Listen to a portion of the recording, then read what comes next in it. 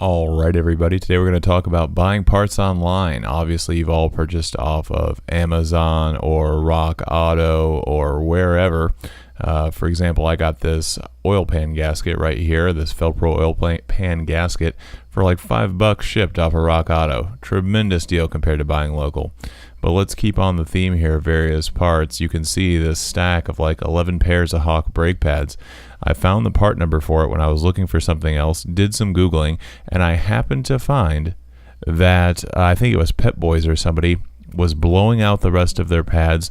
Rich Bryant sells the cheapest that you can find them on the internet. If you buy them from him, they're like $25 a set if you buy multiple sets. Let's put it this way, these pads blew that price way out of the water shipped. I also found some Timken cam seals, which on the early engines are used for the cam seal, the crank seal, and the intermediate shaft seal.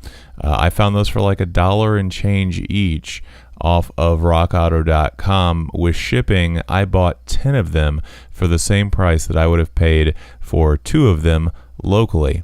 Now, obviously, you can see that I'm a big fan of buying cheap and stacking deep. I know that these pads are about the best thing going without going to something custom, so I bought those. The cam seals, I'm going to use all of those in the long run. Now, it doesn't matter if you're into the turbo Mopars or Chevy or Ford guy or whatever else.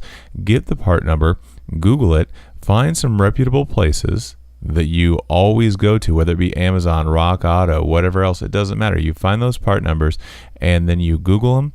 You hit the Google Shopping tab, you do whatever else, and you can track down some extraordinary deals. The one thing I will say that you have to look out for buying parts off the internet, and anybody will tell you this, if they mess up an order, you're stuck sending it back and waiting on the new ones. I had an upper gasket kit for an early pre-common block engine the other day, and it had the injector O-rings, it had gaskets for stuff that I don't even know what it's for in there. It was the giant, kind of catch-all gasket kit. It was supposed to include the head gasket. The one darn thing it didn't include was the head gasket. So here I'm going to be sitting for 5 days waiting on that head gasket to come in the mail.